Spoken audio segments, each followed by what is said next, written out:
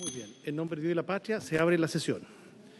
Vamos a dar inicio, como saben su señoría, a estas comisiones unidas del día de hoy por acuerdo de la sala, que tienen como propósito abocarse al estudio del proyecto de acuerdo que aprueba el acuerdo regional sobre acceso a la información, la participación pública y el acceso a la justicia en asuntos ambientales en América Latina y el Caribe, y su anexo 1, adoptado en Escazú, más conocido como el Acuerdo de Escazú, que como ustedes saben fue despachado a la Cámara hace algunos días para su segundo trámite. Este acuerdo fue suscrito en República de Costa Rica el 4 de marzo de 2018. Nos acompañan para esta primera sesión, la segunda es mañana, por acuerdo de los comités, son 2 sesiones. Entiendo que la votación, el acuerdo de los comités también es que se votaría en sala el día 31 de este mes, pero no se altera el calendario fijado por ambas comisiones. Nos acompaña, por supuesto, la presidenta de la Comisión de Recursos Naturales, la senadora Paulina Núñez, y cada uno de los, de Medio Ambiente, sí, senadora Núñez, y cada uno de los señores senadores, señoras senadoras de ambas comisiones, Relaciones Exteriores y Medio Ambiente. Y por lo tanto, esta sesión está convocada hasta las 19 horas de hoy y tiene como propósito escuchar, en primer término, a las señoras ministras Antonia Urrejola, de Relaciones Exteriores, y a la ministra Maysa Rojas, ministra de Medio Ambiente. Seguramente va a haber una ronda posterior a la intervención de la ministra, de los señores senadores, señora senadora, para consultas, sugerencias, recomendaciones, mirar un poco lo que fue la discusión en la sala. Todos los aspectos reglamentarios también los van a exponer las ministras y por lo tanto, cabría comenzar con este proyecto que, como saben su señoría, se origina el año 1992 en la primera Cumbre de la Tierra de la Conferencia de Naciones Unidas para el Medio Ambiente y Desarrollo del año 92 en Río de Janeiro, y de ahí radica su principio número 10. Saludamos también al presidente del Senado, don Álvaro Elizalde, que nos acompaña en esta sesión. Y por lo tanto, de ahí arranca su necesidad de regular este acuerdo, en donde Chile tuvo un papel muy destacado a partir del año 2012, también el 2018, donde se ratificaron finalmente los países que suscribirían este acuerdo. Pero hoy día estamos con una voluntad también importante del gobierno del presidente Boric, representada aquí por la señora ministra.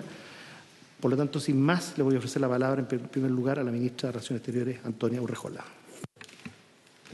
Muchas gracias, presidente. Muchas gracias también, presidenta. Saludo a los y las parlamentarias acá presentes y agradecer a ambas comisiones de haber hecho esta sesión conjunta. Creo que es muy importante para poder avanzar en este proyecto y a nombre del Gobierno agradecer la voluntad de haber hecho la sesión hoy día y además conjunta. Yo voy a hablar de algunos temas del Acuerdo de Escazú y luego la ministra Maysa Rojas va a profundizar en otros temas. En el caso mío me acompaña Julio Cordano, él es el director de Medio Ambiente de la Cancillería, pero es además uno de los negociadores del Acuerdo de Escazú en representación del Gobierno de Chile cuando se iniciaron las negociaciones y por lo tanto posteriormente él también podrá responder a sus preguntas. Tenemos un PowerPoint, no sé si nos pueden... ¿Lo están cargando? Ya. Si quieren áreas del tiempo, voy a ir igual, presidente y presidenta, voy a ir más o menos rápido sobre los antecedentes más generales, ya los planteó el presidente, pero igual el Acuerdo de Escazú, como señaló el presidente, es el resultado de una iniciativa de Chile en la Cumbre de Naciones Unidas de Río +20, refleja fielmente desde nuestra perspectiva los principios de la política exterior chilena. Entendemos que su adhesión y ratificación contribuye al liderazgo internacional de Chile que tuvo durante la elaboración y la negociación de este acuerdo. Quiero destacar que este es el único tratado de Latinoamérica y del Caribe que permite enfrentar los desafíos ambientales y es el único tratado en el mundo, y esto es muy importante, que contempla disposiciones en materia de protección de personas defensoras de derechos humanos en asuntos ambientales. Este acuerdo goza con una amplia legitimidad gracias a un proceso de negociación con modalidades inéditas de apertura, transparencia e inclusión. Todo el proceso de negociación fue con participación de la sociedad civil. Y bueno, después tanto Julio como Constanza Naglech, que fue otra de las negociadoras, podrán, si quieren saber detalles del proceso mismo, ellos fueron protagonistas, así que podrán comentarles sobre eso. Quiero señalar que el Acuerdo de Escazú es un instrumento de piso, por lo que los Estados siempre pueden avanzar por sobre lo que establece el Acuerdo de Escazú, es el piso mínimo en la materia, y para lograr su aplicación, su enfoque es de fortalecimiento de las actuales capacidades que tiene el Estado, como por otra parte de cooperación. No es un acuerdo, no es un tratado internacional sancionatorio, sino que su eje central está sobre la cooperación entre los Estados parte y las buenas prácticas que estoy segura que después la ministra podrá dar cuenta en materia ambiental de los avances que tiene Chile en relación con otros países que son Estados parte. Sobre la resolución de controversias, algo en el cual después me voy a detener. Sigue la tendencia de una decena de acuerdos ratificados por Chile. La Convención Marco, perdón, me voy a bajar la mascarilla porque se me empañan los anteojos, no he logrado todavía resolver ese conflicto. Muy comprensible. Sí. Tenemos bastante espacio, ¿no?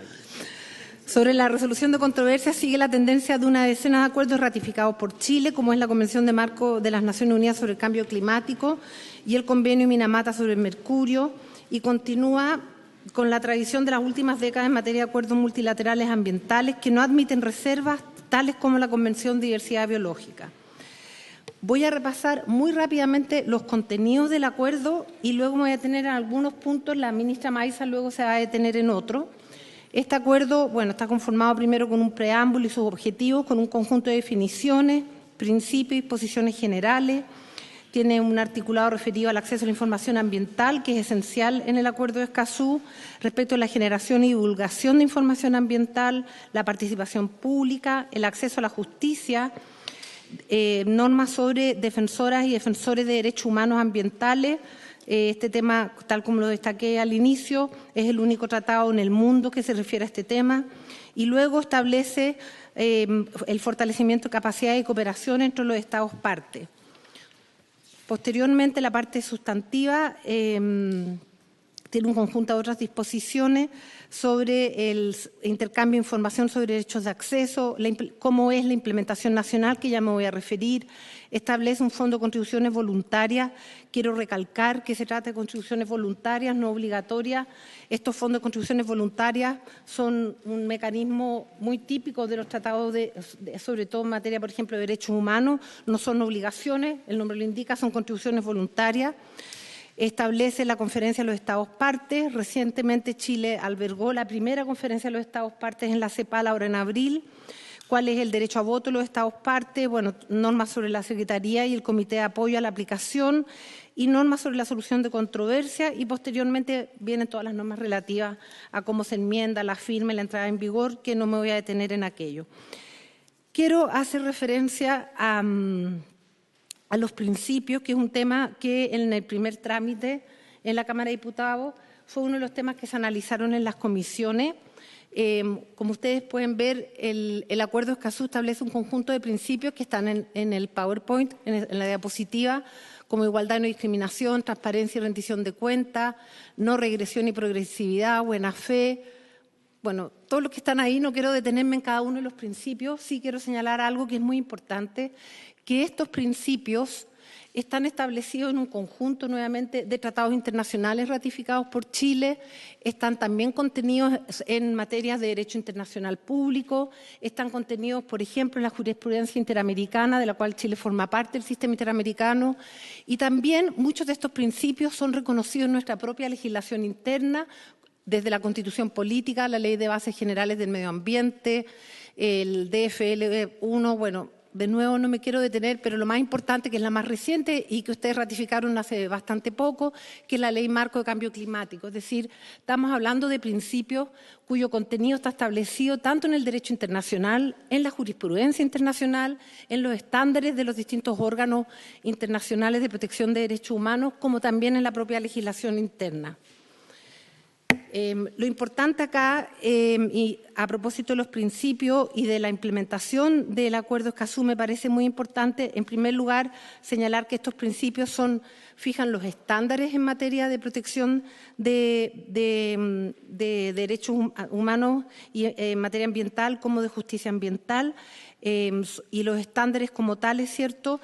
Me parece importante señalar a propósito de la implementación del Acuerdo Escazú, otro tema que fue muy discutido en la Cámara de Diputados, y me parece muy importante hacer hincapié en esto, que existen un conjunto de normas y sobre todo el artículo 4 del Acuerdo Escazú y el artículo 13 sobre la implementación, que básicamente lo que dicen es que son los propios Estados que deben definir a la luz de estos estándares y principios cómo y cuándo hacerlo. No hay obligaciones inmediatas sobre la aplicación del tratado, como sucede en otros acuerdos. Todo el tema de la autoejecutibilidad, que fue uno de los temas que se discutió, este no es un tratado autoejecutable, y simplemente un análisis, si uno hace un repaso general del Acuerdo de Escazú, ustedes podrán ver que hay más de 20 referencias al cumplimiento del Acuerdo de Escazú con términos tales como de conformidad a lo establecido en la legislación nacional, en la medida de los recursos disponibles, en la medida de lo posible, el Estado hará sus mejores esfuerzos, adoptará las medidas necesarias, es decir, normas obviamente que son obligatorias para el Estado por el principio de buena fe, pero que en el fondo toman en cuenta ciertos los contextos nacionales para avanzar en la implementación. Eso sobre los principios, y luego, después si tienen dudas podemos obviamente detenernos en alguno de los principios, pero sí quiero hacer hincapié en uno de los temas centrales de este acuerdo, que como ya señalé es el único a nivel internacional, que es que establece normas sobre los defensores y las defensoras de derechos humanos en asuntos ambientales. El artículo 9 establece que los Estados deben garantizar un entorno seguro y propicio para las personas, grupos y organizaciones de defensa de derechos humanos en asuntos ambientales para que puedan actuar sin amenazas, restricciones e inseguridad. Este artículo, que es fundamental, el artículo 9, los Estados partes se comprometen a tomar medidas para que los defensores y defensoras puedan ejercer sus roles de manera libre. Igualmente, no solo puedan ejercer el rol de defensa, sino igualmente que el Estado establezca las condiciones para perseguir y sancionar los ataques o amenazas a su integridad. Estamos hablando de un acuerdo que es de América Latina y el Caribe, que es el país en el mundo donde más se amenaza y donde más asesinatos de defensores ambientales hay. Esa es la importancia del Acuerdo de Escazú a nivel regional, pero también es la importancia a nivel de Chile. Me parece que es un tema fundamental porque la defensa, quienes defienden derechos, sea los derechos humanos, los derechos a la libertad de prensa y en este caso los derechos ambientales, el derecho a defender derechos, como se dice en el mundo de los derechos humanos, es un elemento esencial de las democracias. Y los Estados tienen la obligación de garantizar un entorno seguro para que esas personas puedan ejercer su labor y en caso de recibir amenaza existe una reacción oportuna de parte del Estado en la investigación y sanción a los responsables.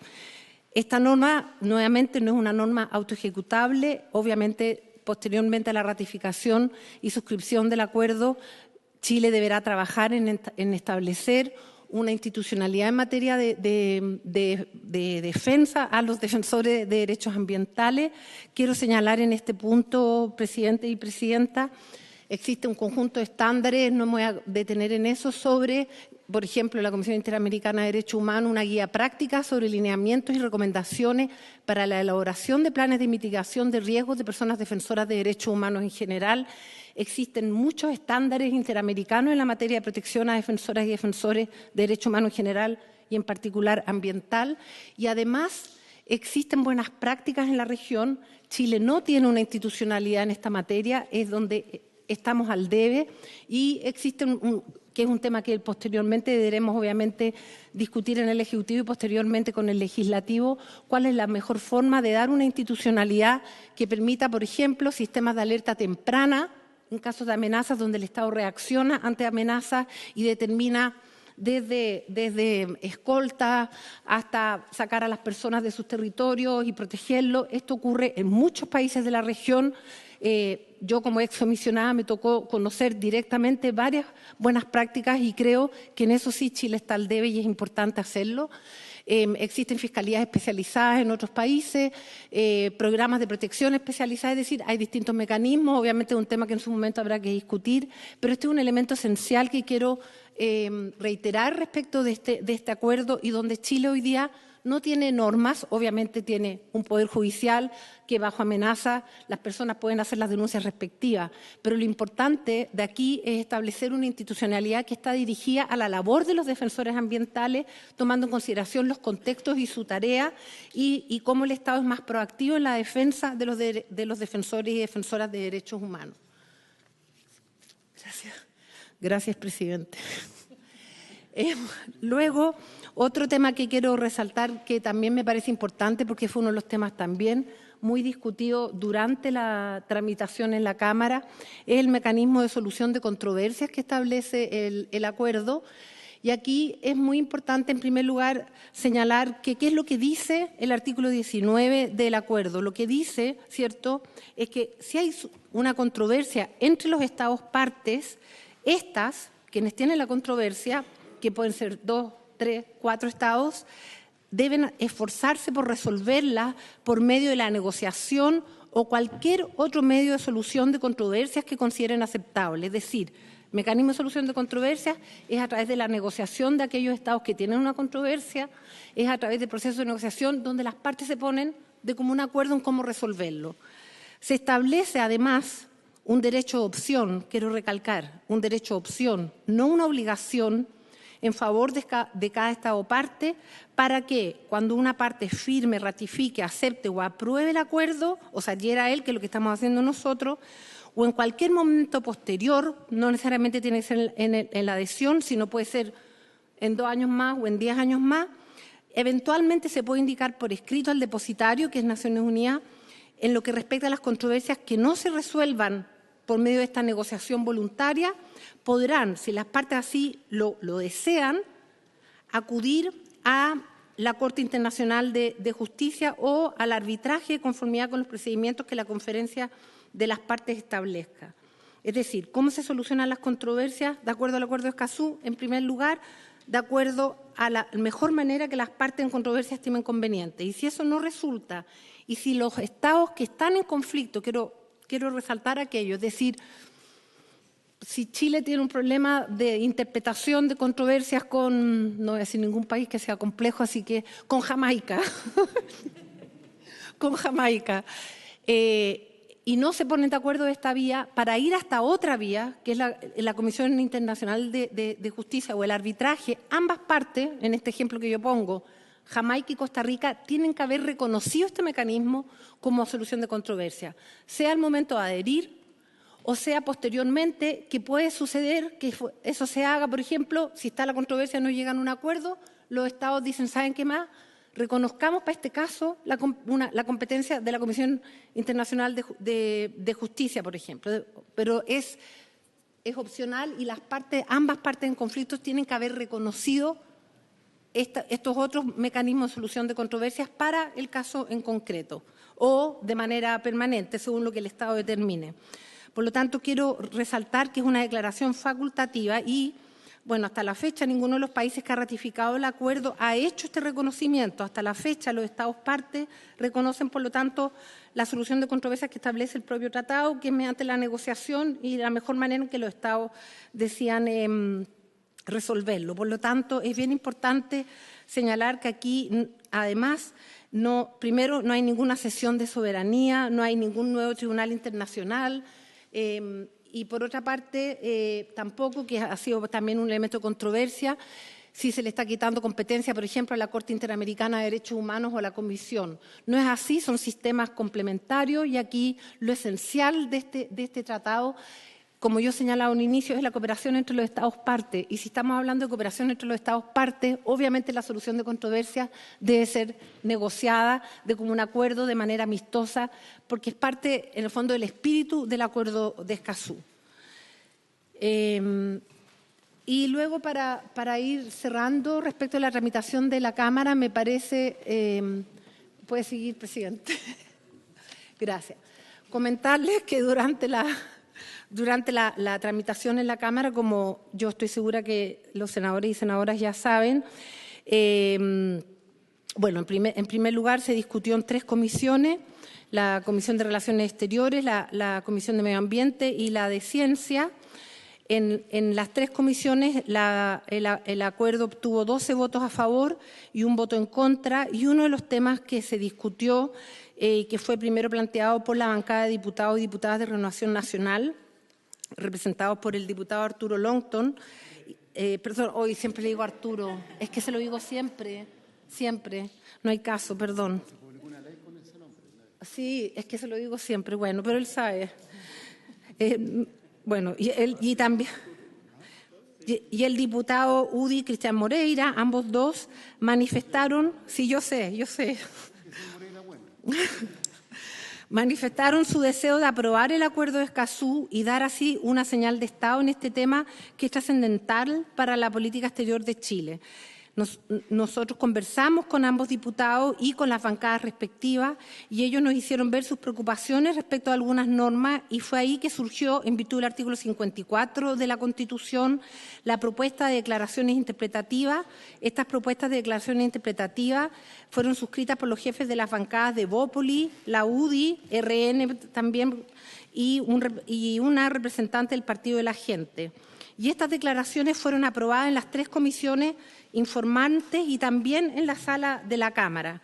Y básicamente las declaraciones interpretativas, no quiero entrar en el detalle, pero se refieren precisamente a los temas que yo señalaba, que eran los que más dudas establecían. En primer lugar, la autoejecutibilidad y si ya Chile tenía una institucionalidad ambiental, si acaso esto crea una nueva institucionalidad, y entonces la primera declaración interpretativa lo que hace, ¿cierto?, es reafirmar el ordenamiento jurídico chileno en relación con el acuerdo. La segunda declaración interpretativa se refiere a que esto es un acuerdo en materia de cooperación.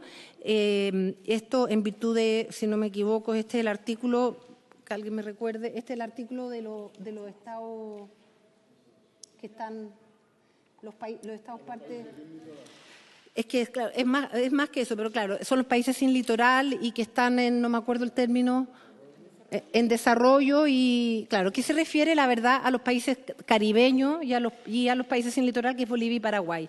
Obviamente, y yo entiendo, había una aprensión de que esto tuviera algo que ver con la soberanía en relación con el derecho al mar de Bolivia, y por lo tanto esta declaración en el fondo lo que hace es reafirmar que este artículo se refiere solamente a materias de cooperación en el ámbito propio del acuerdo y que no tiene nada que ver con el tema de la soberanía. La tercera interpretación, la declaración interpretativa, se refiere también a el tema de la implementación del acuerdo y la autoejecutibilidad, que en el fondo no es autoejecutable, tal como yo señalé hace un rato atrás, que me refería a la cantidad de expresiones en la medida de lo posible, etcétera. Y finalmente, sobre el tema de la solución de controversia, donde la idea es que al momento de depositar el acuerdo, una vez ratificado, Chile haga presente que no estamos reconociendo estos mecanismos de solución de controversias como es la Corte Internacional de Justicia o el arbitraje. No estamos en este acto reconociéndolo. Como yo señalé, por lo tanto, solamente ratificamos el acuerdo en relación de solución de controversia en lo que dice el acuerdo, que es mediante diálogo y negociación entre las partes. Yo diría, presidente, que eso es lo central de parte de Cancillería, y le doy la palabra a mi colega, la ministra Maísa Rojas. Perdón, presidente, usted se la debe dar, perdón. Sí, no, está muy bien. Además, yo omití, señora ministra, también quienes lo acompañan acá, están junto a las ministras que ya saludamos al comienzo de la sesión, el director de Medio Ambiente y Asuntos Oceánicos, don Julio Cordano, que acompaña también el asesor de la ministra de Relaciones Exteriores, don Nicolás Godoy, y acompañan a la ministra de Medio Ambiente, la jefa de la Oficina de Asuntos Internacionales, señora Constance Nalgash, y la asesora legislativa, Melissa Mallega. También le damos la bienvenida y a continuación le damos la palabra a la señora ministra Maísa Rojas. Muchísimas gracias, presidente, por su intermedio. Primero que nada, también quisiera agradecer esta sesión doble para tener la oportunidad de hablar sobre el Tratado de Escazú. Tiene que la persona que está compartiendo pantalla dejar de compartir para que yo pueda... Ya. Sí, perfecto. Un segundito. Ya. Voy entonces a hacer una presentación que debiera ser lo más complementaria posible para no repetirnos.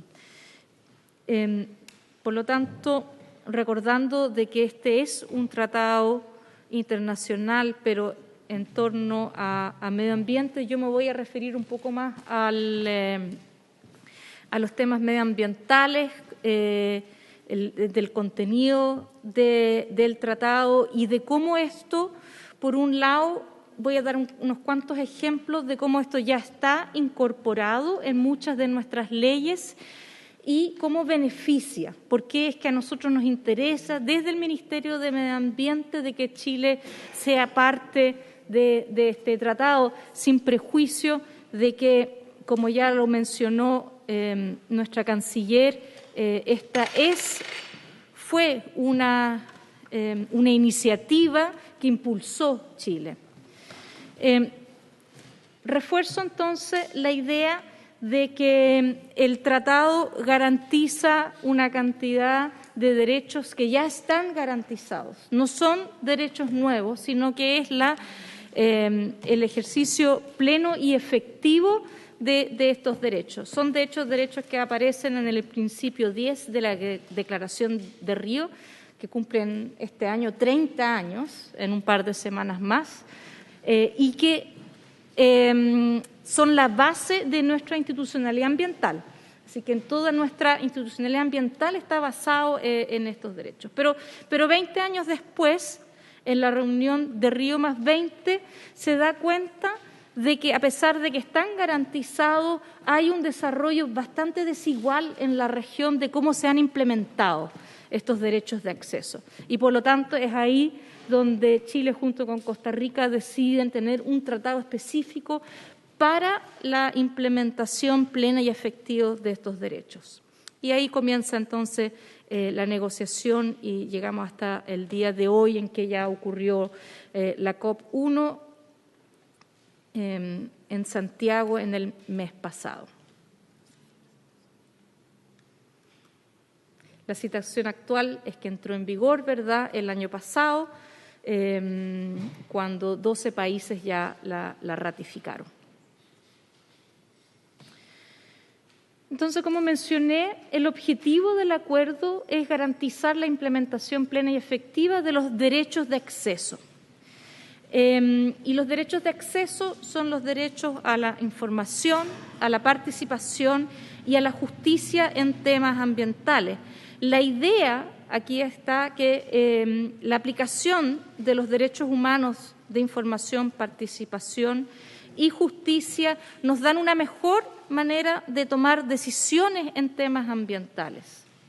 El tratado hace mucho énfasis en que esto se debe hacer a través del fortalecimiento de las capacidades y de la cooperación. Recordemos que justamente el diagnóstico es que 20 años después de que tenemos estos derechos, su implementación ha sido bastante desigual. Y por lo tanto, tiene un enfoque del multilateralismo colaborativo en base a los principios y posibilidades, circunstancias y las prioridades nacionales. Y por último, el objetivo final aquí es que cuando nosotros garantizamos el pleno y efectivo ejercicio de los derechos de acceso, podemos tomar mejores decisiones y mejores decisiones en temas ambientales, permite garantizar el derecho humano a vivir en un medio ambiente sano, y un medio ambiente sano es básico para el ejercicio de todos los derechos humanos. De esta manera entendemos que el Tratado de Escazú nos ayuda a enfrentar la triple crisis planetaria en la cual estamos viviendo, que es la crisis climática, la crisis de biodiversidad y una crisis de contaminación generalizada. Los beneficiarios son las personas naturales y jurídicas y, muy importantes, son las generaciones presentes y futuras. quería decirles aquí que desde el Ministerio de Medio Ambiente nosotros estamos viendo nuestro trabajo bajo este gobierno. Bueno, nosotros tenemos que darle contenido a este compromiso de ser el primer gobierno ecologista del país. Y son estos derechos, junto con los principios que aparecen en el Tratado de Escazú, que nos dan el sustento valórico para poder hacer esto. Bueno, la canciller ya se refirió a la estructura, ¿verdad? Tiene un preámbulo, objetivos, definiciones y 5 pilares. Quisiera entonces ahora dar algunos ejemplos de cómo las leyes chilenas ya incorporan estos derechos, y voy a dar algunos ejemplos de qué cosas podríamos hacer para profundizarlo. Entonces, en el caso del derecho a la información o de transparencia e información, contamos con, además de la Ley Bases Generales del Medio Ambiente, la Ley sobre Acceso a la Información Pública, la Ley Marco de Cambio Climático, que a todo esto salió el viernes pasado del Tribunal Constitucional, así que se debe promulgar en los próximos 10 días. Y así, un par de decretos también. Y tenemos varios instrumentos dentro del Ministerio de Medio Ambiente, por ejemplo, el del Consejo para la Transparencia, ¿ya? Así que este es un derecho que ya está bastante presente en nuestra legislación. Sin embargo, a pesar de que ya está bastante presente, hay algunas medidas que podemos adoptar de forma inmediata, y de hecho parte de la Ley Marco, por ejemplo, obliga que las sesiones de los consejos de ministros sean transmitidas. Al igual que como se está transmitiendo hoy en día esta sesión, las sesiones de los consejos de ministros van a ser transmitidas a partir de la próxima sesión, que viene en un par de semanas más. Y bueno, acá hay un par de ejemplos más, no me quiero extender demasiado, pero ustedes ven que hay varias cosas que rápidamente nosotros podríamos implementar sin prejuicio de que una vez que Chile sea parte del acuerdo tiene que hacer el trabajo formal de hacer una identificación de brechas y a partir de eso hacer un plan de implementación que acordemos entre toda la sociedad. En cuanto a la participación pública, el segundo de los derechos de acceso, acá un par de ejemplos. También tenemos una ley sobre asociación y participación ciudadana, nuevamente nuestra Ley Bases Generales del Medio Ambiente, nuevamente un ejemplo donde se consagra este derecho, está la Ley Marco de Cambio Climático y también el Decreto Supremo que aprueba el Sistema de Evaluación de Impacto Ambiental. Tenemos participación desde el Ministerio de Medio Ambiente en la dictación de normas, en el Comité Científico Asesor de Cambio Climático, en el Fondo de Protección Ambiental. Son ejemplos de cosas en las cuales la participación ya está consagrada, sin prejuicio de que pensamos que obviamente siempre se pueden mejorar. Algunas ideas que tenemos para que se pudieran adoptar, está la capacitación a las autoridades y funcionarios respecto al acuerdo de Escazú, una mesa público-privada para la implementación, para el diagnóstico de Escazú, también en la certificación que nosotros desde el Ministerio de Medio Ambiente hacemos a las municipalidades, al Estado a través del programa Estado Verde y también a los establecimientos educacionales. Son algunos de los ejemplos en los cuales podríamos aprovechar de aumentar la participación ciudadana. En cuanto al tercero de los derechos, que es el acceso a la justicia en asuntos ambientales, obviamente contamos con la Constitución Política de la República, tenemos los tribunales ambientales nuevamente en nuestra ley y también la de la Superintendencia de Medio Ambiente, ¿verdad? Y aquí me quisiera Durante la discusión en la Comisión de Relaciones Exteriores en la Cámara de Diputados, los diputados le pidieron a la Corte Suprema un informe. Y aquí hay un extracto de esto, ¿ya? Un informe que dice que para tener la opinión de la Corte Suprema de cómo afecta este tratado, si está incluido ya en la legislación nacional, y la excelentísima Corte Suprema dice aquí, acerca de los procedimientos judiciales, el artículo 8.3 demanda que estos sean efectivos, oportunos, públicos, transparentes, imparciales y sin costos prohibitivos. Aspectos que se estiman valiosos y que ya tienen aplicación en el caso de Chile. Así que aquí la Corte Suprema entonces también indica de que estos elementos ya están incluidos en nuestra jurisprudencia. Sin prejuicio de eso, nuevamente hay cosas que uno puede avanzar y aquí hay algunas otras ideas, de hecho vienen del mismo informe de la Corte Suprema, y algo bien concreto y que la Comisión de Medio Ambiente ya sabe es, por ejemplo, avanzar en las medidas de gestión y reformas legales para la Superintendencia de Medio Ambiente, que es un proyecto que vamos a ingresar y que vamos a discutir aquí en la Comisión de Medio Ambiente del Senado. Para terminar, quisiera en esta lámina comentar algunos de los aspectos de la relevancia y de los beneficios para Chile. Yo creo espero que la ministra de Relaciones Exteriores los haya dejado tranquilos con la parte de aclaración de ciertos temas que pudieran ser complejos de entender, pero yo me quisiera centrar en por qué nos interesa esto, cuáles son los beneficios que trae para Chile. Como ya dije, el Tratado de Escazú nos permite enfrentar de mejor manera la triple crisis ambiental, medioambiental, biodiversidad y de contaminación. Permite una mejor gobernanza a través de información y transparencia, permite que el Estado rinda cuenta y, por lo tanto, es una herramienta importante para el control de la corrupción.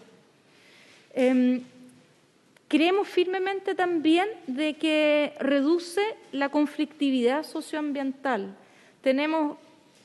Sabemos que en el país existen una cantidad bien importante de conflictos socioambientales, lo tenemos en el observatorio del 200 y tantos, ya.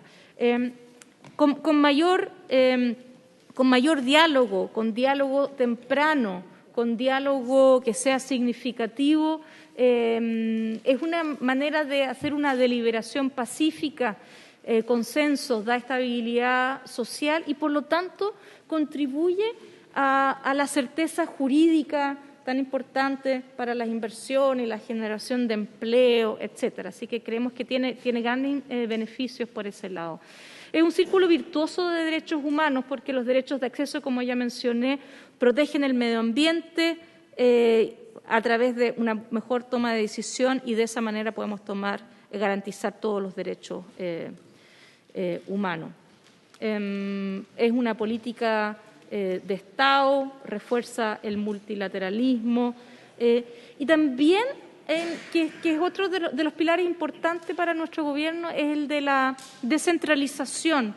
Ayuda a la descentralización en cuanto a través de la información y de la participación hay una valorización del conocimiento y de la realidad local.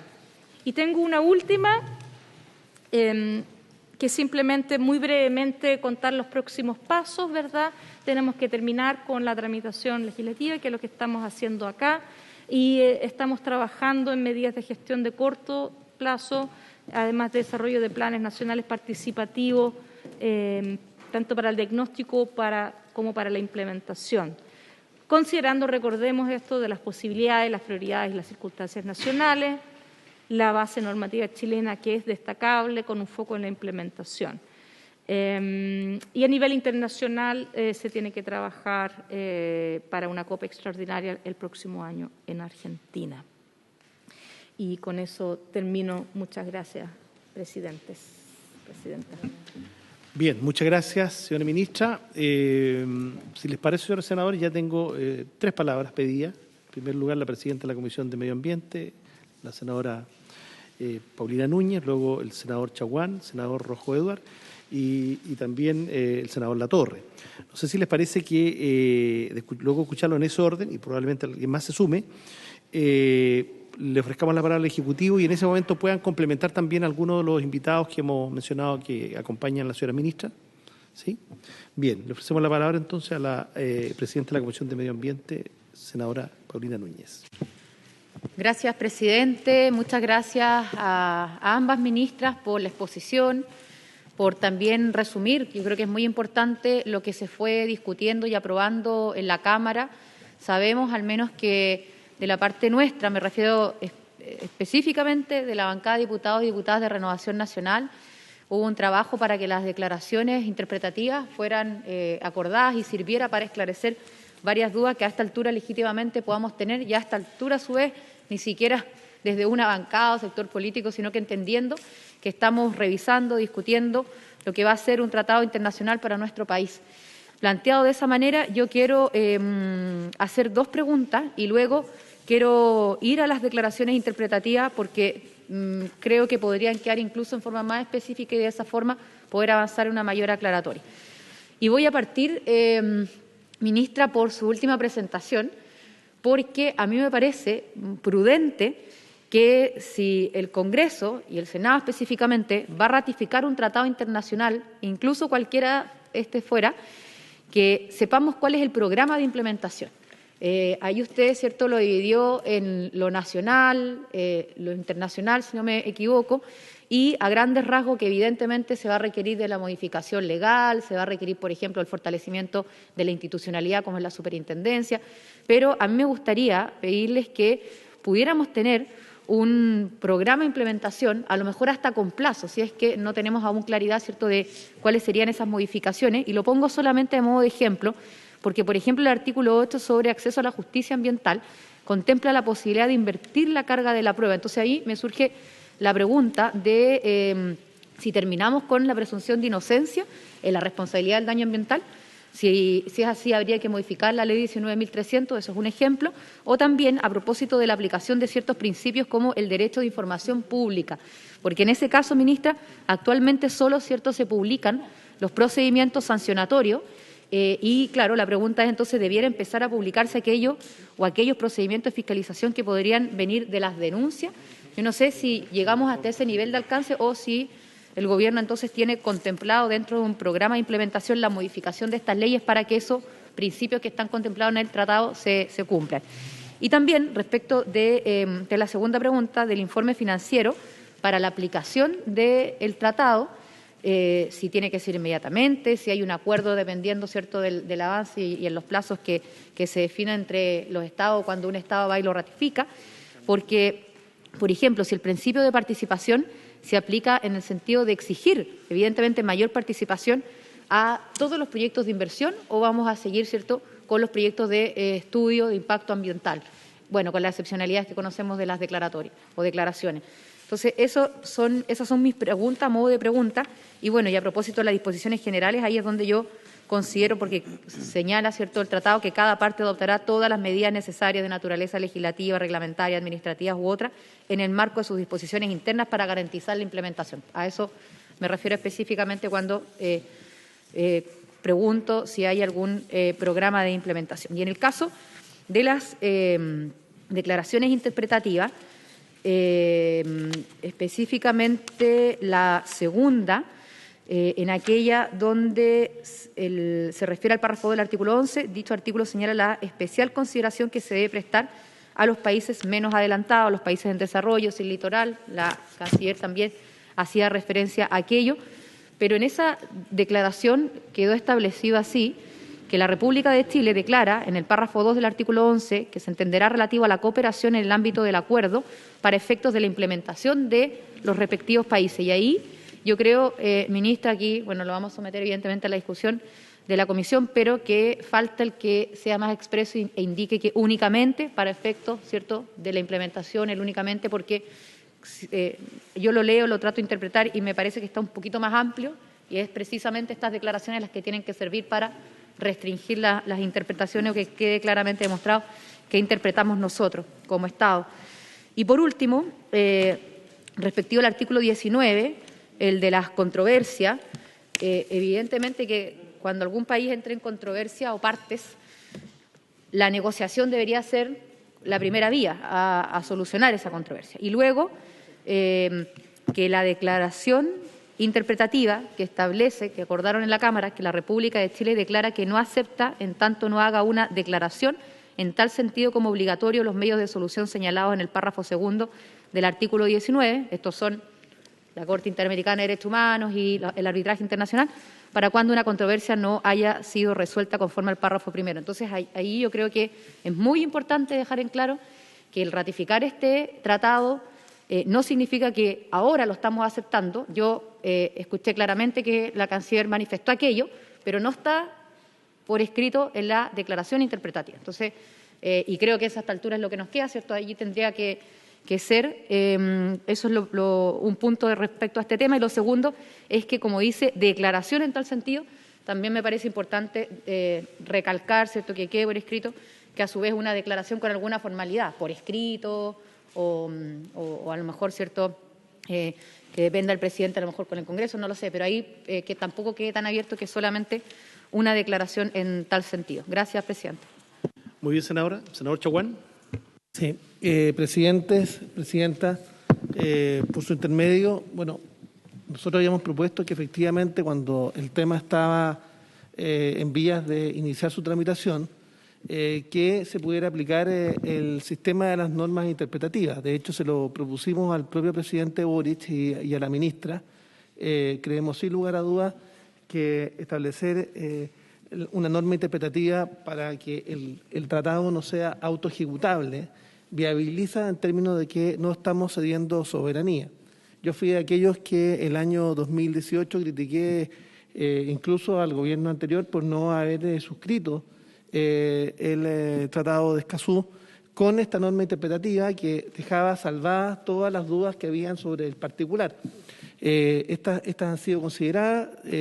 Nosotros transmitimos esta inquietud a los diputados de nuestra bancada, a los que hicieron presente el tema justamente en el primer trámite legislativo, y en ese contexto creemos sin lugar a dudas que estas normas interpretativas, a lo menos la que dice relación con que este tratado no es autoejecutable, nos deja bastante tranquilos desde el punto de vista de que no estamos cediendo soberanía.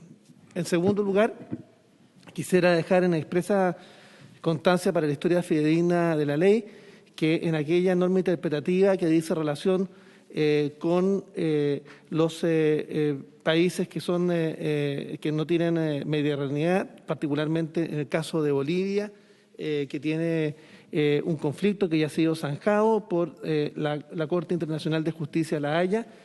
Nosotros entendemos claramente que la norma interpretativa no se refiere en ningún caso a una demanda posterior o a establecer una instancia posterior para reclamar esa salida al mar que ya ha sido zanjada en virtud de un fallo de la Corte Internacional de Justicia de La Haya. Por tanto, nosotros sostenemos que no hay ningún tema pendiente con Bolivia en ese término y me gustaría que quedara expresamente consignado para la historia fidedigna del establecimiento de la ley. Del mismo modo, creemos sin lugar a dudas que esta instancia además ha generado una nueva COP tuvimos la primera sesión en nuestro país. Decirle además que hubo amplia participación ciudadana y donde temas que dicen relación con enfoque de género fueron también considerados. A mí me parece que van en la dirección correcta. Amplia participación de las organizaciones de la sociedad civil, lo que también se valora para ir avanzando en poder establecer condiciones para un desarrollo sostenible y sustentable. Finalmente, esperamos que efectivamente estas consignaciones que he hecho, las dos respecto del tratado no autoejecutable, que dice relación con el modelo neozelandés, que además está amparado por la doctrina y por la jurisprudencia, efectivamente también sean consignadas por parte del Ejecutivo durante la tramitación de este tratado. Finalmente, pedirle, presidente, que las próximas sesiones que tendremos expongan también especialistas de ambos bloques, que esperamos que sean escuchados por parte de la Comisión en el día de mañana, pero por supuesto manifestamos nuestra amplia disposición a aprobar este tratado que sin lugar a dudas representa un aporte sustantivo, y yo lamento que el gobierno anterior finalmente no haya aprobado este tratado con estas normas interpretativas que yo acabo de señalar. Muy bien, muchas gracias, senador. Tiene la palabra el senador Rojo Eduard. Después el senador Latorre, luego estoy inscrito yo, luego la palabra a nuestro invitado o invitada. Gracias, presidente. Saludarlo a usted, a todos los colegas, a las ministras y todos los funcionarios presentes. A mí me gustaría alguna explicación para entender qué tanta potencia puede tener el tema de que nosotros declaremos algo, que vamos a interpretar las cosas de una manera, porque este es un tratado que no admite reserva. Entonces, la pregunta es saber cuál es la diferencia, porque, claro, uno podría tratar de lavarse la responsabilidad respecto a que no es autoejecutable, pero pareciera que es autoejecutable por los tribunales o por la ciudadanía. Entonces, y en particular, obviamente que me preocupa la interpretación que puede hacer países limítrofes. Este tratado dice que tenemos que tener especial consideración con países menos adelantados, como dice, y en particular los que no tienen litoral. Entonces, la primera pregunta es cuál es el alcance de esto, especialmente por las consideraciones que podemos tener con Bolivia, que por lo menos a mí sí me preocupan, y no solamente la salida al mar, podrían haber otras, quizás el Silala, por consideraciones que no estemos viendo, o algunas otras materias. Creo que hay que, por lo menos me gustaría una explicación, y esa es la primera pregunta, de la profundidad que tiene la forma en que uno lo interpreta, independiente de cómo lo interpreta el resto que está firmando el mismo texto. La segunda pregunta es que yo entiendo, y corrígeme si me equivoco, vi una diapositiva y no la alcancé a ver bien, en que solamente 12 de los 21 países firmantes inicialmente lo habrían ratificado. No sé qué pasa al resto. Sería interesante ver por qué Costa Rica y otros países que firmaron al inicio no lo están firmando. ¿Cuál es el problema que los otros países están viendo, en particular por las materias que hemos estado discutiendo? Lo tercero, a mí me preocupa cuando los tratados tienen una pretensión supralegal, en particular porque los quórums de aprobación son simples mayorías. Entonces, cuando hay leyes que tienen que ser aprobadas por distintos quórums, deben tener, yo pensaría, distintas validez de cuál está sobre cuál, y en este caso supralegal, pero se aprueba con un quórum simple, que es una materia que a mí por lo menos me llama un poco la atención. Me preocupa también la ambigüedad, porque decir el derecho a vivir en un medio ambiente sano es distinto, por ejemplo, a decir derecho a vivir en un medio ambiente libre de contaminación. La contaminación se puede medir. Medio ambiente sano es como cuando se dice precio justo. Uno no sabe cuál es el alcance que puede tener y puede generar algún tipo de ambigüedad, y eso, juntado quizás con la autoejecutabilidad, podría generar algunas discrepancias, pero me gustaría saber cuál es su opinión respecto a cierta ambigüedad que vemos en los alcances de algunos términos que se están utilizando. La penúltima pregunta es la siguiente. Yo por lo menos soy partidario de la igualdad ante la ley, y acá veo que se protege solamente a los activistas ambientales. Y yo me pregunto por qué no entregarle entonces, si vamos a esta protección a los activistas ambientales, por qué no lo hacemos la misma protección a los activistas pro vida, o a los que defienden la idea de que no nos quiten nuestros ahorros en las pensiones, o a los que luchamos por la libertad de educación, la libertad de trabajo. Yo creo que la idea de empezar a hacer y darle derechos especiales a ciertos grupos, a mi juicio, es un retroceso civilizatorio. Por muchos siglos la civilización trató de tener igualdad de derechos, pero acá pareciera que permanentemente hay la idea de darle ciertos derechos especiales a ciertas personas en circunstancias que pelean por cosas que consideran justas, al igual que otros que peleamos por cosas similares o distintas. Y por lo tanto, a mí me preocupa esta idea de darle estatus especial a un grupo de personas que buenamente trabaja por cosas muy importantes, evidentemente, pero hay otros que también trabajan con cosas importantes. ¿Por qué no protegerlos a todos? ¿Dónde queda la igualdad ante la ley? Y por último, voy a Bueno, ustedes saben que el anterior presidente no es santo de nuestra devoción, pero sí dijo lo siguiente. Sí. Bueno, pregúntale a los senadores. Yo apoyaba y apoyo al expresidente Piñera. Por favor. Y lamento mucho que se diga aquí que lamento lo que hizo el gobierno anterior. Ahora, lo que hagan ustedes los republicanos, eso no es problema mío. Permitamos que...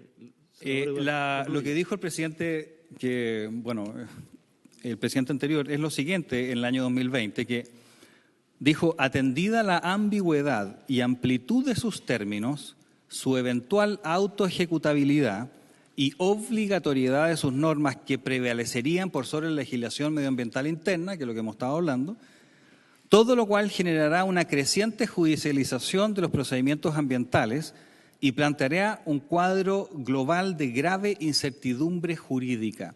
Entonces, más allá de si esta interpretación, que probablemente no es la suya, a mí me gustaría saber cómo nos protegemos para que, en el eventual caso de que sea autoejecutable, que las normas interpretativas no nos protejan suficiente, que esto esté sobre la ley, que sea ambiguo, que la amplitud de los términos no esté considerado y que genere incertidumbre jurídica, ¿cómo nos podemos proteger para que la opinión del expresidente Piñera no sea real y podamos avanzar en materias medioambientales a través de este proyecto? Muchas gracias.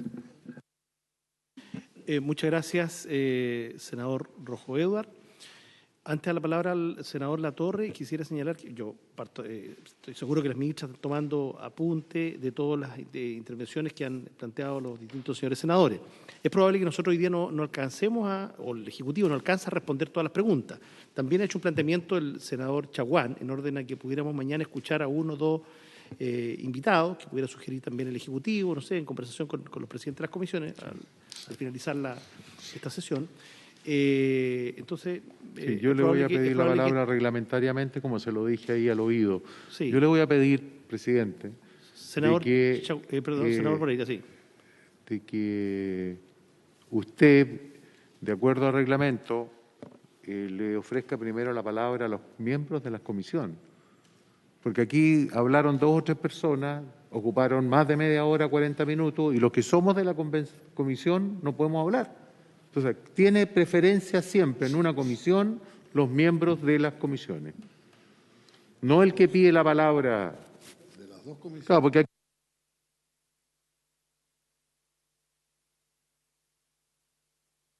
Bien, yo creo que la medida que todas las preguntas sean, incluso como lo hizo un miembro que no es parte de la Comisión Unida, que también tiene el derecho a estar, participar, entregar su punto de vista, y el rol del presidente justamente es conducir el debate y otorgar la palabra en función de, además, cómo se han ido inscribiendo. Entonces, vamos a ofrecer la palabra al senador Latorre, después estoy inscrito yo, pero también los senadores que me lo han pedido a continuación, don Gustavo Sangüesa, la senadora Allende, el senador Moreira. Gracias. Gracias, presidente. Bueno, primero...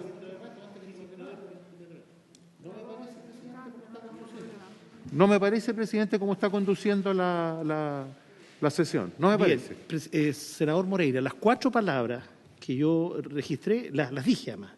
Las dije. Usted... No. Bien. Senador Latorre, luego el senador Moreira.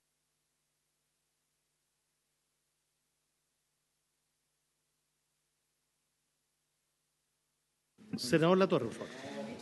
Bien, gracias, presidente. Primero saludar a las ministras de Relaciones Exteriores, Medio Ambiente, agradecer su presentación. Voy a hacer algunos breves comentarios y algunas preguntas también. Valorar, obviamente, que una de las primeras medidas que toma el presidente Boric y envía, creo que es el primer proyecto que envía al Parlamento, a la Cámara, fue el Acuerdo de Escazú. Además con discusión inmediata, o sea, pidiendo urgencia política, ¿no? Voluntad política para legislarlo. Entiendo que en la Cámara de Diputados pasó por 3 o 4 comisiones, si no me equivoco, Medio Ambiente, 3 comisiones, Relaciones Exteriores y Ciencia y Tecnología, parece.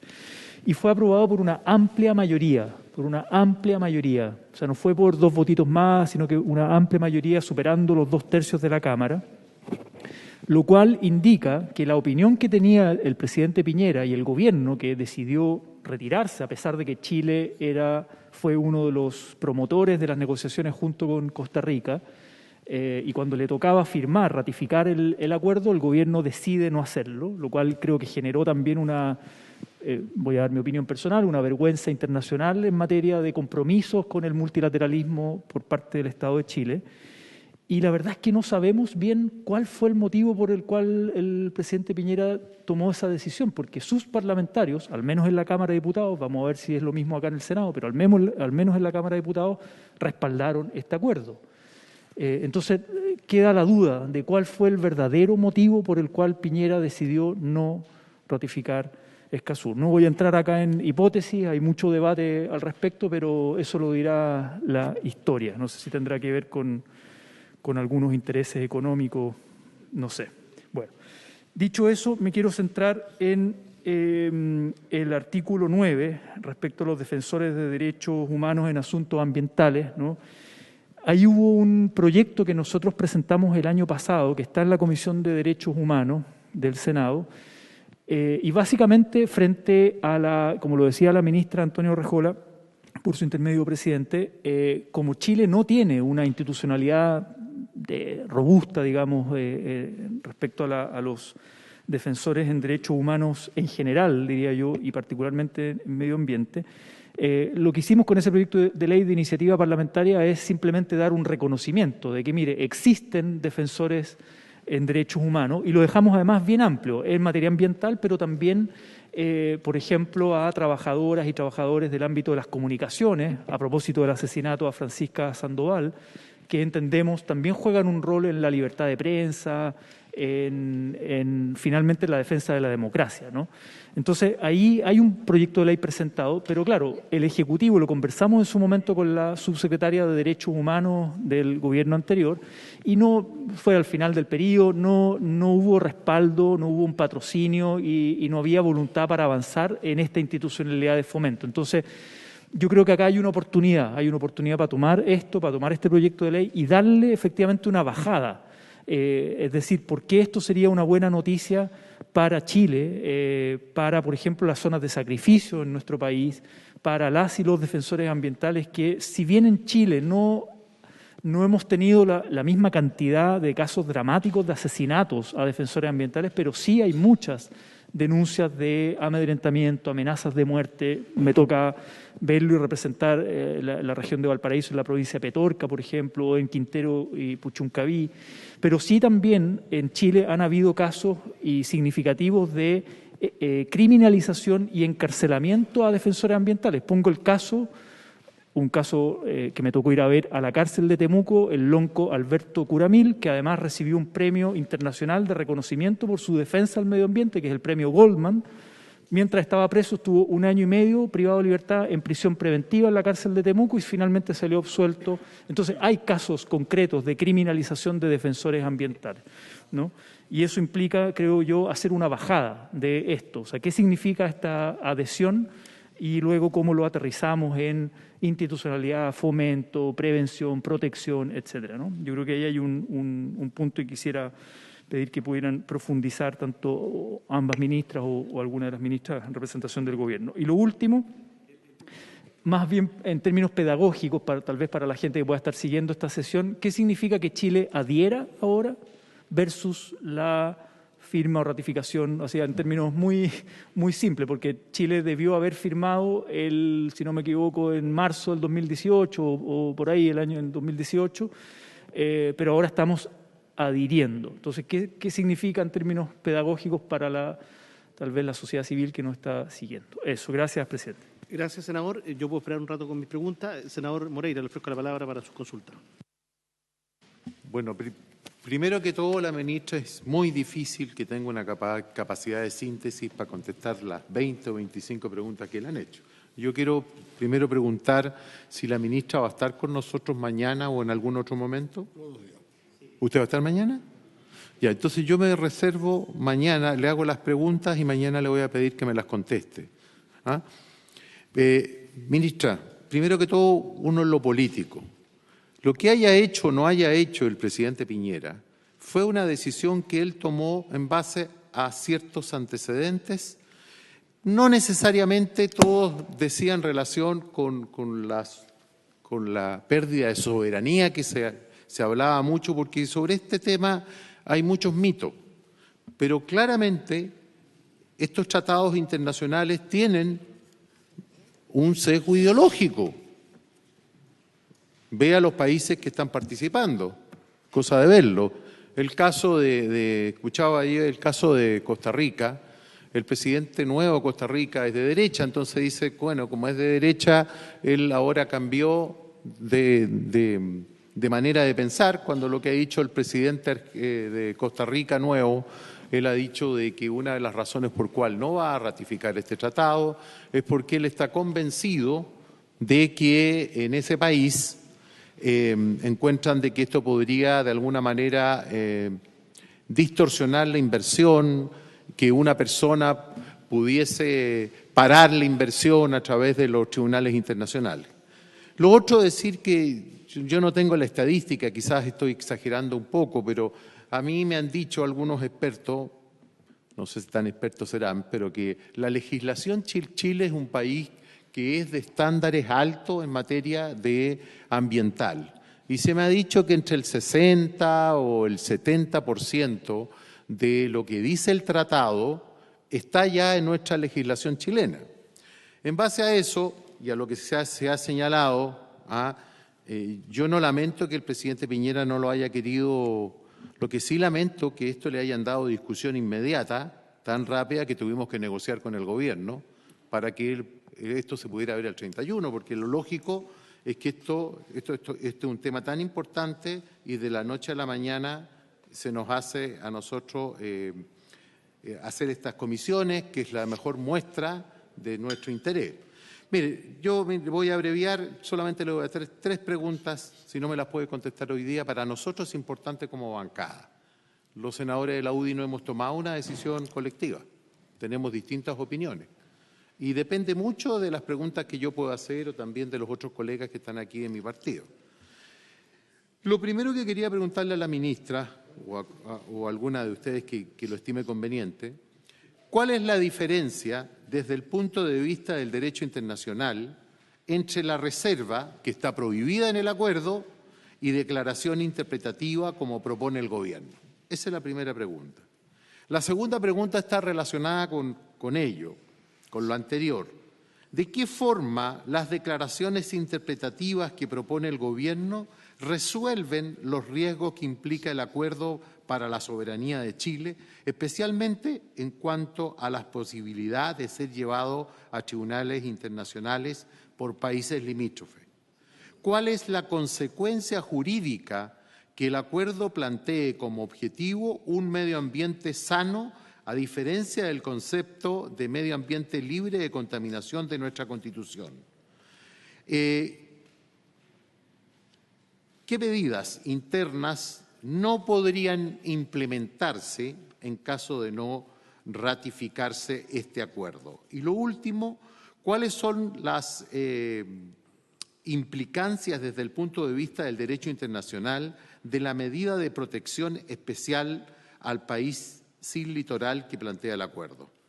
Yo quiero señalar, esas son mis preguntas, y también yo quiero decir que después de haber escuchado al senador Latorre, yo creo que no hay que dramatizar tanto esta situación, porque no es un hecho institucional que en Chile son muchos casos y son aislados y no sea una situación permanente de atropello a los derechos humanos por temas medioambientales. Por lo menos en Chile todavía eso no ha ocurrido. ¿Han ocurrido muchos casos? Sí, pero eso no significa que sea lo permanente. Muy bien. Se entiende entonces que el senador Moreira ha dejado formuladas las preguntas el día de hoy. No, eso es como votar, eso lo sabremos mañana. Tiene la palabra el senador Sangüesa, don Gustavo. Gracias, presidente. Indudablemente que el cuidado del medio ambiente es una responsabilidad de todos y cada uno de nosotros. Y en ese sentido, creo que a mí me asalta una duda, ministra, respecto a la adhesión que tiene este tratado. De los 33 países, se alcanzó a firmar casi con lo mínimo, que eran 11, firmaron solamente 12 países. Y eso, yo no sé si ustedes tienen claridad cuáles son los argumentos que tienen los 21 países que faltan para no haber adherido a este tratado.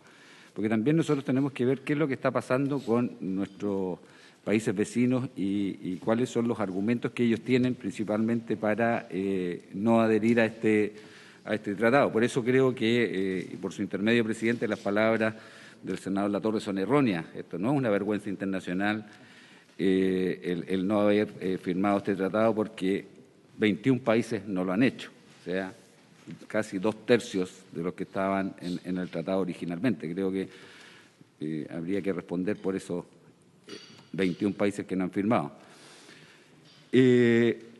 La segunda consulta es, hay diferencias conceptuales entre lo que aparece en el tratado y la legislación chilena. ¿Cuál es la medición del efecto que tiene esto? Porque, por un lado, está la defensa de los derechos humanos de los defensores del medio ambiente, pero también eso es como el mundo ideal, que logremos hacer eso. Pero también sabemos que en el mundo de las inversiones también hay a veces malas prácticas. Entonces, ¿cómo podemos salvaguardar que efectivamente no se trate de paralizar un proyecto, no por intereses medioambientales, sino que con la utilización del tema medioambiental para frenar una inversión de un competidor en esa misma línea, que son cosas que todos sabemos que pasan y que tenemos que evitar que finalmente se instrumentalice este tratado para evitar otro tipo de inversiones? Gracias, senador Sangüesa. Senadora Isabel Allende tiene la palabra. Gracias, presidente. Breve, por cierto, saludar a los ministros, los asesores, en fin, a los colegas. Muy breve. Bueno, yo creo que efectivamente no fue un acierto el que, habiéndonos jugado por este tratado, habiendo participado activamente, siendo uno de los promotores, quien más lo impulsó, a último minuto desistiera. Y creo que los argumentos que se entregaron no fueron respaldados por la información que en este momento incluso estamos viendo, porque yo creo que las intervenciones de la ministra y del Gobierno nos ha despejado bastante el tema de la soberanía, el tema que no se puede acudir a la Corte Internacional si no hay acuerdo previo de las partes. O sea, creo que unas sucesivas respuestas nos han dejado bastante más claro. Pero independientemente de aquello, yo creo que sí fue un tremendo paso, y para la América Latina y el Caribe, el lograr un tratado de estas características, porque tenemos muchas fallas en lo que es la información, transparencia, participación. Y como dice la ministra del Medio Ambiente, esas fallas hacen que las políticas no sean legitimadas o son desconocidas y terminamos judicializando. Nosotros queremos avanzar en la protección del medio ambiente y eso requiere transparencia, requiere participación. De las cosas que me alegro, y se recordará muy bien la ministra, porque lo vimos cuando estábamos discutiendo y aprobando finalmente la ley marco de cambio climático, una de las cosas que logramos incluso fue la transparencia, en aras de la transparencia, que se firmara el Consejo de Ministros para la sustentabilidad, o sea, que la gente hoy día sepa cómo vota el ministro y los argumentos que tiene. Yo creo que es extremadamente relevante y hemos visto casos muy connotados al respecto. Pero yo creo además de que aquí da la posibilidad de la colaboración entre los países, intercambio de información, apoyos mutuos, algo muy necesario en nuestra América Latina y en el multilateralismo, bastante abandonado, por cierto, en el gobierno anterior. Entonces yo creo que damos un paso muy sustantivo. Entonces yo de verdad me siento muy inclinada, por supuesto, y lamento que como no se haya aprobado el gobierno pasado, pero bueno, ya es historia pasada. Hoy día lo que nos interesa es dar este paso. Sí decirle por su intermedio, presidente, y ahí tengo una diferencia muy sustantiva con lo que señalaba el senador Edwards, es que, a diferencia de lo que puede ocurrir con activistas de otras causas, que es muy legítimo, aquí sí, en nuestra América Latina han habido no uno, varios asesinatos de activistas de medio ambiente. Y creo que eso nos debería hacer reflexionar los riesgos, amenazas y asesinatos, algunos incluso con mucha connotación. Entonces, creo que es muy necesario que exista ese nivel de protección, porque claramente, y hoy día por suerte ya tenemos una ciudadanía que se ha ido cada vez como informando más y mejor sobre todo las consecuencias que estamos viviendo con el cambio climático, y la gente cada día empieza como a sentir más necesidad de defender y de ser partícipe. Solamente entonces, dicho todos estos comentarios que más bien son por qué debiéramos aprobarlos, solamente quiero decir una cosa. me gustaría que sí nos explicitaran más efectivamente cuáles son los cambios que ustedes sí creen que tenga que hacerse. Por ejemplo, se mencionó Superintendencia de Medio Ambiente. Efectivamente, en la Comisión de Medio Ambiente recibimos una propuesta de un resultado de una comisión muy interesante que nos habla de los puntos bien precisos que hay que cambiar, reforzar esa institucionalidad. Quiero decir que nos falta también una columna muy importante en la institucionalidad medioambiental nuestra, que todavía no hemos terminado de aprobar lo que es el servicio de biodiversidad y áreas protegidas, algo muy, muy sustantivo y necesario. Entonces, me gustaría que fueran más explícitos en eso, lo que falta, no lo digo ahora, probablemente en la sesión de mañana, y con sus, en principio, plazos, si son posibles, digamos, tentativos al menos, o cronogramas, pero sería interesante saber para nosotros cuáles son realmente los desafíos que tendríamos una vez ratificado este tratado para poder ver su implementación. Creo que eso nos ayudaría mucho también para una mejor comprensión. Y por último, efectivamente, yo comparto algo que decía el senador Latorre. Y a propósito de la falta de información. Piensen en Quintero, Puchuncaví, no solo zona de sacrificio. En un momento dado no se podía ni siquiera hacer un juicio claro a una empresa por la falta de información sobre los contaminantes que había habido. O sea, ni siquiera había ese registro. Y eso nos está indicando cuánto todavía nos falta y cuán necesario es que accedamos a la información y que la ciudadanía tenga derecho, no solo porque vive en un ambiente contaminado, sino porque tiene derecho a saber. Y por último, pregunta para la ministra de Medio Ambiente. Sería interesante porque veo que dos colegas han hecho la observación, ¿por qué hablamos de ambiente sano en lugar de libre contaminación? Yo entiendo que la tendencia hoy día en las temáticas medioambientales, organismos internacionales, hablar de medio ambiente sano. Quizás sería bueno que la ministra pudiese desarrollar aquello porque sería una forma de dar a conocer. Y por supuesto que recojo que ojalá se desarrolle más pedagogía. Muchas gracias. Muy bien, senadora Allende. Senador don José Miguel Durana. Muchas gracias, presidente. Saludar a la señora ministra. La verdad es que mi consulta se basa fundamentalmente en que efectivamente estamos estudiando un tratado, el Tratado de Escazú, en la cual mejora las condiciones para tener un mejor acceso a la información y tener un mejor medio ambiente, pero sobre la base de que podamos garantizar esta información plena, efectiva, de los derechos y del acceso medioambiental. Por lo tanto, quienes han suscrito este acuerdo, fundamentalmente, son países de América Latina, del Caribe. Muchos de ellos tienen una institucionalidad débil, una institucionalidad que no veo que en este minuto se reconozca en Chile, en donde efectivamente hay tribunales ambientales y tenemos una política pública que sanciona, que es independiente, que es autónoma, con tribunales ambientales especializados.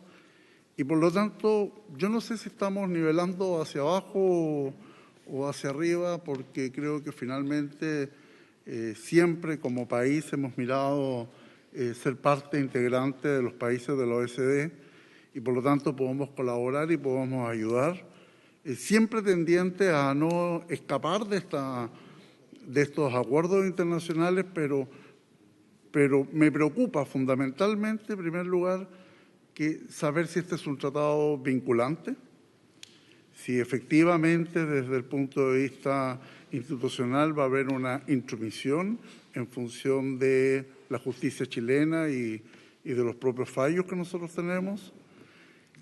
Si ese tratado que sea vinculante va a detener nuestra inversión privada. Estamos claros que lo que más necesita este país es inversión, es traer capitales, obviamente, con el respeto a las normas ambientales. Si es que estamos frente a un análisis jurídico, ¿cuál va a ser la ambigüedad que tiene esta opción de autoejecutabilidad que tiene el tratado? Y desde esa mirada, saber finalmente cómo se pretende asegurar la certeza jurídica, cómo se van a asegurar que los tribunales van a juzgar de acuerdo a nuestra legislación vigente y no de acuerdo a las interpretaciones que pueda tener el Tratado de Escazú. Finalmente, ¿cómo vamos a hacer conversar nuestra legislación chilena con el Tratado de Escazú, que tiene vacíos importantes en sus normas, que aparentemente se van a ir ajustando en nuevos encuentros internacionales que se van a ir desarrollando, pero en lo inmediato, en el minuto en que Chile finalmente accede a apoyar este acuerdo internacional, finalmente, ¿cuál es la certeza jurídica que le vamos a entregar al país, a la inversión privada, a la institucionalidad chilena? Esa es mi consulta. Gracias, senador. Senador Insulza. Gracias, presidente. Como queda muy poco rato, voy a simplemente decir un par de comentarios. Mañana podamos hacer más preguntas. Bueno, yo creo que este tratado ha tenido una trayectoria bastante especial. Pues es muy raro que un país proponga un tratado, lo trabaje, lo desarrolle, vaya a todas las reuniones, presida algunas de las reuniones y después ni siquiera lo firme. Eso no pasa casi nunca. Entonces, que otros no lo hayan firmado me parece bien esperable. O sea, yo me preguntaría, oye, ¿por qué no firmaron ellos mismos? ¿Por qué si se promovió tanto, de pronto no lo quisieron aprobar? Entonces, yo por ese tema me parece bastante que es necesario. Yo creo que una gran cosa ya se ha logrado las 12 ratificaciones que permitieron que el tratado entrara en vigor. Y que nosotros tenemos ahora, desgraciadamente, después de lo ocurrido en el gobierno anterior, tratando de alcanzar a los países que ya entraron y ya lo suscribieron. Ahora, a mí me llama mucho la atención el que nosotros nos presentamos como un país, como lo ha dicho algún senador acá, que está muy bien en materia ambiental, porque en realidad si es así, yo creo que como usuarios del tratado nosotros podríamos aprender una serie de cosas que a mí me interesa saber. O sea, y voy a decirlo aquí con mucha franqueza, a mí me interesa mucho saber cuáles son los daños que puede provocar al medio ambiente la existencia de plantas nucleares en un país limítrofe que están relativamente cerca de la frontera con Chile. Me interesa saber eso. Yo supongo que hay chilenos a los cuales les interesa y lo podrán preguntar también. Me interesa preguntar en otro país que ya ha firmado y ratificado sobre la contaminación tremenda de sus áreas acuíferas de la alta cordillera, donde realmente existen una cantidad de desechos tremendas que no están siendo ni tratados ni procesados, y hay algunos salarios que se están secando. Yo quiero saber por qué está pasando eso, me interesa. O sea, pongámonos del lado que nosotros también somos usuarios de este tratado, no que somos víctimas de un mundo que es hostil y que nos quiere complicar la vida. Yo quiero decir que realmente para mí este es un tratado que tiene una gran importancia, y más aún si es que nosotros pensamos que Chile ya está avanzando en muchas de estas cosas. Porque este es un tratado sobre información, si nosotros no es que nadie nos esté pidiendo que hagamos determinadas cosas, lo que está ahí es la posibilidad de preguntar y de que las personas, sobre todo los ciudadanos, más que los países, los ciudadanos, pregunten por el estado del ambiente en esos países y puedan saber exactamente lo que está ocurriendo y tener nosotros una mayor transparencia en la gestión de los temas ambientales. Entonces yo creo que, presidente, que es importante mirar esto con sentido positivo. Pues vamos a empezar. Yo estoy disponible para las aclaraciones que se quieran hacer, incluso no tengo problema con examinar las declaraciones que algunos senadores quieran hacer, pero miremos esto desde el punto de vista positivo. Este es un avance en un tema con el cual nosotros nos hemos comprometido mucho ante el mundo. Yo creo que la gran ventaja de la política exterior chilena siempre ha sido su credibilidad, y es creíble en la medida en que practique las cosas que predica hacia el mundo. No solamente suscriba tratados, sino que las haga. Y por lo tanto yo creo que es bueno que este tratado nos permita de alguna manera mostrar el grado de transparencia que tenemos, colaborar con los países vecinos, también con los países sin litoral. O sea, yo no entiendo por qué un artículo sobre cooperación con los países sin litoral puede significar que vamos a terminar demandados en la Haya por Bolivia. Eso ya es medio paranoico, presidente. Entonces, yo solamente quería hacer ese comentario. Tal vez hagamos algunas preguntas mañana, pero ¿por qué no nos ponemos un poco más positivos respecto a este acuerdo? Gracias, presidente. Gracias, senador Insulza. Solo falto yo. Voy a ser breve. Voy a partir con una reflexión de usted, señor senador Latorre, justamente en relación a la pregunta que probablemente muchos nos hacíamos llegar hasta acá, y es qué fue lo que tuvo en consideración el gobierno del presidente Piñera para no seguir adelante con esta ratificación, digamos. Y la verdad que cuesta encontrar acá la respuesta a ese interrogante. Yo sí comparto con algunos colegas de oposición en el sentido de que no es que nosotros tengamos hoy día una institucionalidad débil en materia de protección ambiental. No, yo creo que estamos dentro de un cierto estándar defendible. Por supuesto que nos faltan cosas y, desde luego, por eso es que también tenemos zonas de sacrificio y riesgo en distintas partes del país. Pero estamos hablando de, a propósito de 30 años, una frase que muchas veces se utiliza, 30 años, no a propósito de Chile, porque hace 30 años atrás tuvo lugar la conferencia de Conferencia de Naciones Unidas Medio Ambiente y Desarrollo. Yo fui como estudiante universitario a esa cumbre en el Parque Botafogo en Río de Janeiro y recuerdo perfectamente cada uno de esos 27 puntos. Y créanme que muchas veces nos ha rondado. Y Costa Rica siempre tuvo desde esa cumbre un papel bien importante. Por eso me sorprende y no me explico hoy día más que por una consideración de tipo político el planteamiento del gobierno de Costa Rica hoy día, habiendo sido partícipe junto con Chile, los dos partidos, en el, como bien señalaba la ministra de Medio Ambiente, en el más 20, digamos. Entonces, el presidente Piñera, el gobierno del presidente Piñera 1, tiene un rol importante en este acuerdo. Es ahí donde los países dicen, bueno, ¿por qué no logramos un acuerdo regional para los efectos de que esto que se planteó en Río de Janeiro hace tantos años tenga una bajada, un aterrizaje? Porque efectivamente tenemos amenazas. Yo creo que nadie puede desconocer que Chile es uno de los países de la región que tiene una de las mayores vulnerabilidades en materia medioambiental y varios colegas se han referido a ello. Entonces, francamente, no encuentro respuesta para esto porque además... Claro, ahora nosotros estamos más interiorizados de este acuerdo, estudiándolo más a fondo, y podemos advertir que yo no veo el freno, por lo menos, no veo el freno en materia de inversión, por ningún lado. Al revés, me pasa, por eso citaba al senador Latorre, pasa un poco lo mismo que él. O sea, uno esperaría que esta aprobación nos permita mejorar aún más nuestros estándares, y eso un poco es una de las preguntas. ¿Cómo uno podría esperar que a partir de este acuerdo, que solo aborda materias de acceso a información, a participación, me parece algo central, que los ciudadanos estén informados en estos tiempos que se habla mucho de la asimetría, también de este Congreso, tengamos simetría en el acceso a la información? Por ejemplo, cuando alguien va a demandar o se quiere defender de un proyecto y el daño que le puede ocasionar. Eso es lo primero. Segunda pregunta, y vincularlo un poco con el mensaje del Ejecutivo que hace, porque cita el programa de gobierno. El mensaje del Ejecutivo señala que la aprobación del acuerdo permitirá dar cumplimiento a uno de los cambios concretos contenidos en el programa, el que busca llevar adelante un proceso de transformación de la institucionalidad ambiental. ¿Cuáles son esos? Pregunta que yo hago, ¿cuáles son esos cambios a la institucionalidad como consecuencia de Escazú? Que yo francamente no los veo. Veo lo que está en el programa de gobierno, pero no veo los cambios en materia de institucionalidad. Por eso un poco a propósito de los autos ejecutables, señalaba el senador Edward, no veo que vamos a tener una nueva institucionalidad. Probablemente, no sé, las defensorías ambientales tendrán que verse reforzadas, imagino. Tercera pregunta, ¿se ha estimado cuánto le costaría al país? Yo creo que esto es un tema bien relevante, que varios miembros de la Comisión de Hacienda también. ¿Cuánto le correspondería al Estado chileno aportar al Fondo de Contribuciones Voluntarias? Y, por último, me parece muy atingente además, porque seguramente esto lo tenían en la cabeza los presidentes de Chile del 2012 y de Costa Rica, que fueron los países que empezaron a liderar este esfuerzo. ¿Cuáles son las principales similitudes y diferencias del Acuerdo de Escazú con el convenio ARUS, suscrito por Europa hace 24 años?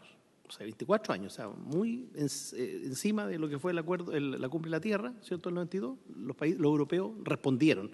Yo entiendo que eso tiene similitudes, me gustaría saber que nos puedan precisar cuáles son esas similitudes y diferencias, porque más o menos nosotros tenemos que comparar peras con peras y no peras con manzanas. Yo creo que eso es como lo más, a propósito de la misma conferencia, eso. Bueno, y por último, no nos olvidemos que Chile, hace un par de años atrás, un poquito más, iba a celebrar acá nada menos que la Cumbre de la Tierra. O sea, claro, la COP25, que era justamente una Cumbre de la Tierra. Entonces, por eso que estas preguntas creo que son bien válidas. ¿Qué nos pasó en el intertanto? No sé cómo seguimos. Yo ya terminé mi punto. No sé cómo seguimos. Me pongo la mascarilla. Sí, pues estamos en la hora. Nadie me la ha pedido todavía. Entonces, yo no sé, podríamos prorrogar unos minutos para que algunas de las ministras nos respondan algunas de las preguntas, algunos comentarios, si les parece, su señoría. Y mañana partimos con la ministra que no habló hoy día y con siempre la lógica de respuesta. O sea, yo creo que deben ser muchas las preguntas. Aquí se ha hecho, yo sé, un ejercicio con sus asesores. Presidente, yo no voy a pedir la hora, pero sí que me interesa que la ministra, como va a ir a la reunión mañana, lo que yo pregunté me interesa que me lo contesten porque es parte vital para ver cómo voy a votar yo, cómo va a votar otro senador. Y yo, si hay que hoy día quedarse hasta las 8 de la noche, yo no tengo ningún problema. Perfecto. ¿Les parece que prorroguemos por 20 minutos? 20 minutos, no más que eso. 20 minutos para escuchar a una de las dos ministras, quien esté en condiciones de responder hoy día, ojalá una buena cantidad de las preguntas formuladas por los señores senadores y en lo posible indicando, porque la mayoría son preguntas, esto es lo que pasó también en la Cámara. Y la innovación en relación a lo que pasó en la Cámara, que además es muy propio del Senado, escuchar porque en la Cámara no se escuchó, entiendo, a ningún académico. Entonces, la propuesta entiendo que hay es de escuchar a Dominique Herbe, de la Universidad Diego Portales, y Andrea Sangüesa, de la Universidad de Chile, que son personas bastante reconocidas en este... Sí, y yo también al tiro aprovecho para que anote el secretario, don Ricardo Irarrázaval. Bien. ¿Les parece? Después nosotros le vamos a dar los datos. Partiríamos con ellos mañana. Paulina Riquelme, también. Ya. Yo creo que con 4 más no podemos. Basta y sobra. Como máximo. Mañana, antes de votar. Presidente, los invitados, los 4, ¿tienen una postura o vamos a tener la posibilidad de ver las posturas a favor o en contra? Es importante que haya diversidad entre las personas que se invitan. Hay propuestas por bloque. Yo preferiría que eso lo viéramos después con la presidencia de la Secretaría. Tampoco podemos pasar más de 4 mañana, imposible. Sí, pero estas personas no le hemos avisado. Bueno, no, sí, es que yo parto la base que estamos facultados para invitar. Lo pidió un senador Sí, también de facultados, pero ¿cómo les vas a preguntar el mismo día, oiga, venga mañana martes? Pero los senadores que han propuesto su nombre, bueno, yo propongo a Ricardo Irarrázaval y lo voy a llamar al tiro a ver si él puede venir. Muy bien. Ya, no sé, ¿quién va a tomar la palabra hoy día? ¿Señora ministra de Relaciones Exteriores o ministra de Medio Ambiente? ¿Ministra Maíza Rojas? Sí. Tiene la palabra. Le doy la palabra a la canciller también. Tengo anotadas y con respecto, quizás lo más concreto es que la senadora Núñez y la senadora Allende me preguntaron en el fondo sobre el plan de implementación. Y adivinen la respuesta. Esto es Escazú, así que se va a tener que hacer de manera participativa. ¿Okay? Lo que yo indiqué son algunas cosas que nosotros hemos identificado que están en nuestra potestad hoy en día sin un cambio legal. Salvo el ejemplo que di del proyecto de ley para una reforma a la superintendencia. Ese sí sería un cambio legal. Pero la idea es armar una mesa público-privada para un diagnóstico completo. Y recordemos que Escazú dice según sus capacidades, según sus prioridades. Así que va a depender de Chile de cuánto queramos avanzar. Puede ser muy poquito o puede ser muchísimo, pero los países llevan casi 4 años hablando de sus planes de implementación. Así que no sé si nos vamos a demorar 4 años, pero seguro que no van a ser 2 meses. Así es que tenemos identificadas algunas cosas que hoy en día podemos hacer.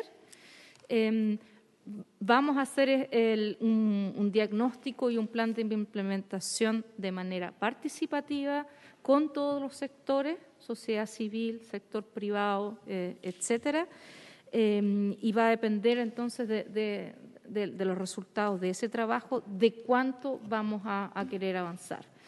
Lo que sí puedo decir es que, dado que en los 3 derechos de información, participación y el acceso a la justicia hay bastante avance, efectivamente va a depender de nosotros cuánto más quisiéramos elevar el estándar, pero donde no tenemos nada hoy en día es algo específico para la protección de los defensores de derechos humanos y por lo tanto aquí ya hay una mesa de trabajo junto Ministerio de Relaciones Exteriores, Medio Ambiente y de Justicia para abordar ese tema en particular.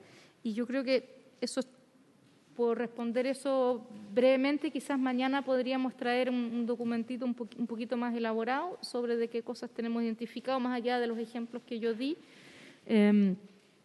y lo dejo hasta ahí. Salvo que hubo 2 comentarios sobre cuáles son los países que no han firmado, Y estaba en mi presentación en la lista, y yo no sé si uno se quiere realmente subir al carro con Venezuela, Cuba, Nicaragua y Honduras y Chile y Haití. Esos son nuestros compañeros de curso en este momento, que yo no creo que nadie se sienta muy orgulloso de estar en esa lista. Eso solamente. Gracias, presidente. Gracias, señora ministra. Señora ministra de Relaciones Exteriores. Gracias, presidente. Yo no tengo la misma capacidad de síntesis que la ministra. No, lo primero, muy rápidamente, respecto de la pregunta de la senadora Núñez sobre la inversión de la prueba. No me quiero detener leyendo el informe, pero el informe de la Corte Suprema se hace cargo de lo que dice el artículo 8º y se refiere precisamente al tema cuando hay daño ambiental. Si quiere, se lo leo, o si quiere lo lee después usted, pero la Corte Suprema se hace... Lo que dice, le voy a leer la parte, lo que dice la Corte Suprema, perdona, porque sobre esa norma dice que podría ser positivo que los procedimientos por daño ambiental contemplen mecanismos que tiendan a compensar las diferencias de acceso a la información relevante para acreditar los supuestos de las acciones. Al respecto, cabe señalar que la Ley 20.600 contempla un régimen amplio de admisión de medios de prueba y en el procedimiento por daño ambiental autoriza al juez a decretar prueba pericial y dictar las medidas para mejor resolver que estime conveniente. En cuanto a la inversión de la carga de la prueba, aunque solo aplicable en materia de responsabilidad por daño ambiental, el artículo 52 de la Ley 19.300 establece un régimen especial de presunción de imputabilidad que en los hechos opera, relevando o descargando al actor de probar el hecho presumido. Básicamente lo que está diciendo la Corte Suprema, que esa norma ya está. ¿Y eso, ministra, se mantiene entonces? Está en el informe de la ¿Sí? Corte Suprema. Gracias, sí. era mi consulta. Gracias. Está en el informe de la Corte Suprema. Sobre las observaciones suyas respecto de una de las declaraciones interpretativas, si quiere nos puede hacer una propuesta sobre cuáles son las dudas para no entrar ahora en el detalle. En general, sobre las preguntas de las declaraciones interpretativas que varios de ustedes han hecho sobre la fuerza de las declaraciones interpretativas y las reservas, efectivamente el acuerdo Escazú no admite reservas. Reservas cuando un Estado dice, por ejemplo, el artículo tanto no es aplicable para Chile. Este tratado, como la gran mayoría, o sea, no como la gran, como todos los tratados de derechos humanos, no admite reserva, pero las declaraciones interpretativas, si bien no son vinculante en el sentido de la fuerza que tiene una reserva, sí los tribunales de justicia en su momento, si tuviesen que ver, los tribunales chilenos tuviesen que ver un tema relacionado con el acuerdo de Escazú, este sí es un antecedente que los tribunales pueden tomar en consideración al momento de interpretar, valga la redundancia, el acuerdo de Escazú y las declaraciones interpretativas. Respecto de lo que ya se ha dicho bastante, que es el artículo 11, y voy a leer acá, los países menos adelantados, los países en desarrollo sin litoral y los pequeños estados insulares en desarrollo de América Latina y el Caribe. Quiero reiterar que este es un artículo, el artículo 11, cuyo título es Cooperación y establece que las partes cooperarán para el fortalecimiento de las capacidades nacionales para implementar este acuerdo, no para implementar el acceso al mar, no para implementar la subida del mar en los países del Caribe, es para implementar este acuerdo. Tiene que haber especial cooperación entre los Estados partes en la implementación de este acuerdo. No tiene nada que ver con la soberanía de ningún tipo ni acceso al mar, y en eso es muy claro. Aún así, hay una declaración interpretativa que reitera lo que dice el artículo 11, pero se refiere a cooperación para la aplicación de este acuerdo. Ya dijo la ministra los países que han ratificado y no han firmado. Efectivamente, son 24 países que han firmado, 12 ya han ratificado. Ustedes saben la diferencia entre firmar y ratificar, están en el Congreso, y quienes no han firmado son algunos países del Caribe y los países que señaló la ministra Maisa, y creo que eso es importante. Y respecto a lo de Costa Rica, yo estuve en Costa Rica la semana pasada y este es un tema que hablé con el canciller entrante, que me llamó la atención y me dijo que es un tema que están evaluando, es decir, no lo han desechado. Y yo le comenté precisamente cómo nosotros estamos trabajando con el Congreso, las dudas que existen, sobre todo desde el sector empresarial, y él quedó interesado incluso en conocer cómo ha sido el debate y el tema de las declaraciones interpretativas. Eso lo comento porque es un tema que hablé, porque obviamente me preocupaba porque nosotros estamos impulsando el acuerdo de Escazú, Costa Rica ha sido el aliado natural y le dije que estábamos como a destiempo, porque ahora que nosotros nos estamos poniendo a tiempo, pero no es un tema tan cerrado y de hecho estuvo muy interesado en seguir el debate nuestro.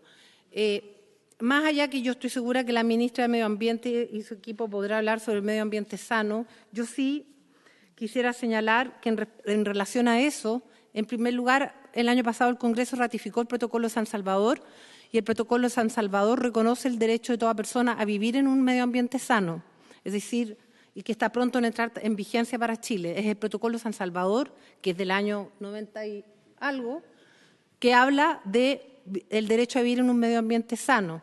Existe, no voy a entrar en el detalle, muchísima jurisprudencia interamericana que habla de medio ambiente sano. Existe una opinión consultiva de la Corte Interamericana específica sobre el derecho a vivir en un ambiente sano.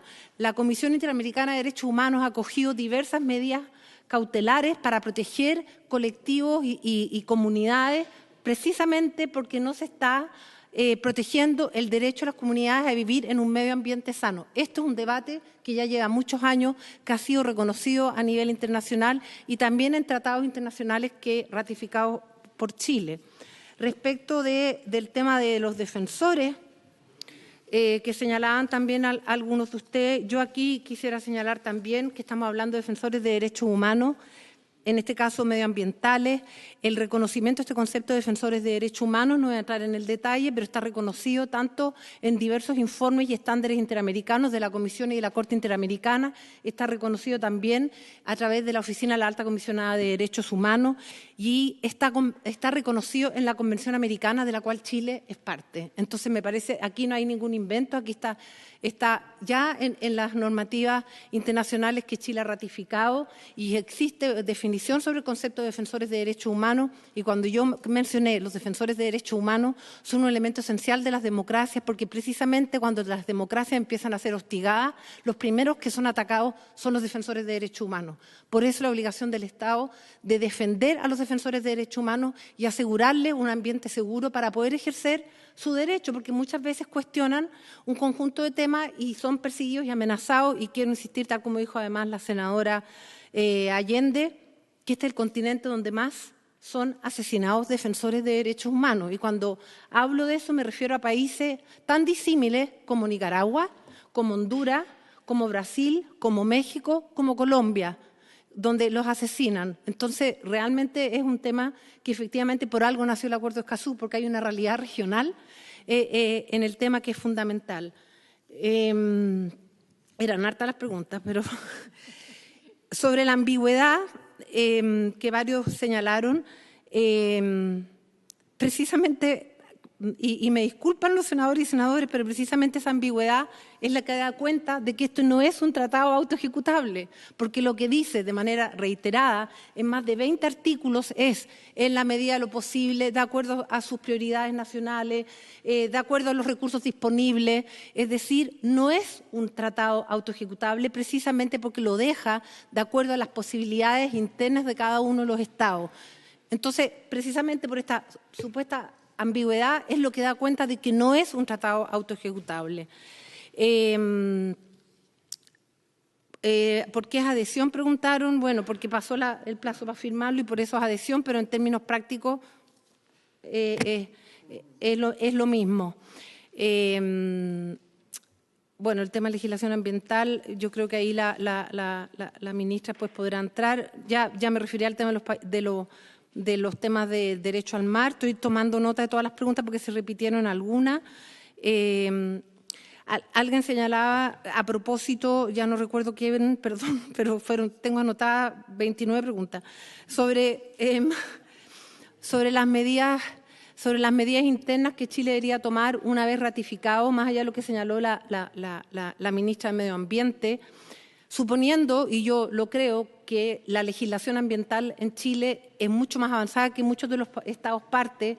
Este acuerdo, quiero insistir en esto, este acuerdo, su objetivo fundamental es de solidaridad, de cooperación entre los estados parte. Es que frente a una crisis climática y frente a una situación urgente, ¿qué es lo que hace la región? Respondamos de manera coordinada. Y eso es lo que hace este tratado. ¿Y cómo? A través de la cooperación entre los estados parte. Chile puede llevar buenas prácticas a los demás Estados partes en materia de legislación ambiental, como también países como Colombia, como Perú, como México, pueden traernos a nosotros buenas prácticas en materia de defensores de derechos humanos que nosotros no tenemos. Y ese es el objetivo fundamental de este acuerdo. Es un acuerdo para la cooperación entre los Estados partes en una región que está siendo especialmente afectada respecto a la crisis climática y respecto de los defensores ambientales, y quiero insistir en esto. Por lo tanto, suponiendo que nuestra legislación en todos los sentidos va mucho más allá del acuerdo de Escazú, el acuerdo de Escazú es un piso mínimo, no nos lleva para atrás, es el piso mínimo. ¿Cuál sería nuestro rol? Es precisamente poder proveer a los Estados partes, porque somos parte de una comunidad internacional, nuestras buenas prácticas y nosotros, a su vez, como señalaba el senador Insulza, aprender de las buenas prácticas de los otros Estados. De nuevo hablaron, perdón, porque estoy ya en mis apuntes, no me los entiendo. Sobre si es un tratado vinculante, que hablan de un tratado vinculante, bueno, obvio que es un tratado vinculante en el sentido que el principio de buena fe en materia de derechos internacionales, que si nosotros ratificamos un tratado nos estamos obligando por el principio de buena fe, y eso es fundamental. Pero insisto en que se trata de un conjunto de normas de acuerdo a las capacidades del Estado, de acuerdo a la legislación interna, y por lo tanto va a depender finalmente, y por eso la preocupación de la senadora Núñez y de la senadora Allende, cómo se va a implementar, y la respuesta de la ministra es muy importante, porque luego habrá que ver cómo se va a implementar en las distintas materias, pero es de acuerdo a las capacidades de los Estados y las prioridades que se vayan estableciendo. No me acuerdo qué respuesta. Sí. Pero, ministra, mire, Fondo de Contribuciones Voluntarias. Fondo de Contribuciones Voluntarias, y con eso termino. El Fondo de Contribuciones Voluntarias, senador, como su nombre lo indica, es voluntario. Por lo tanto, depende de cada Estado parte si quiere primero contribuir y cuánto quiere contribuir. Puede no contribuir, puede contribuir un poquito, puede contribuir mucho, es decir, ahí no hay ninguna obligación, y por eso un fondo de contribución voluntaria.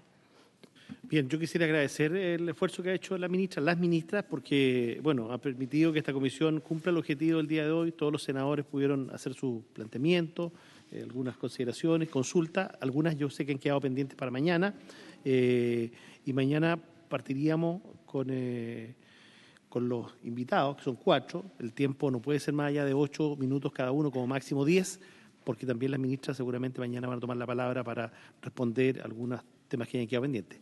Ministra Maísa Rojas, le ofrezco la palabra.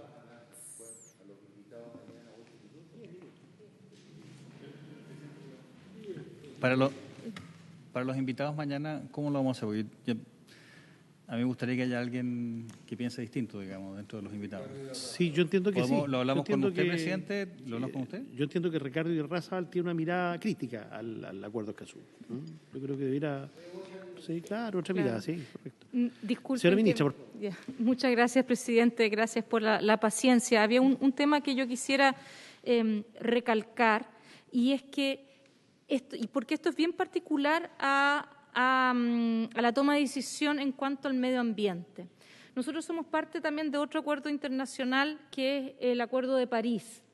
El Acuerdo de París se basa fuertemente en algo que se llama el marco reforzado de transparencia. Es decir, una parte bien importante en la discusión y cómo se negoció ese tratado, ese acuerdo, es que para tomar buenas decisiones y para que realmente todos sepamos que vamos avanzando para cumplir con la meta, que es detener el cambio climático, tiene que haber transparencia. Por lo tanto, fíjense que está muy alineado con el tema de información, participación y acceso a la justicia que se consagran en este tratado. Muy en la línea, y está completamente abordado también en la Ley Marco de Cambio Climático, que recordemos fue aprobado por unanimidad, ¿verdad? Fue aprobado en unanimidad en la comisión que les tocó discutirlo y también en la sala. Así es que es el mismo espíritu, son los mismos principios, son los mismos derechos, que va entonces más allá de izquierda y derecha, sino que es la manera que sabemos que podemos enfrentar las graves crisis que estamos enfrentando. Muchas gracias. Bien, muchas gracias por haberse cumplido el objeto de la sesión. Se levanta, nos encontramos mañana a las 12:30 horas hasta las 14. Gracias.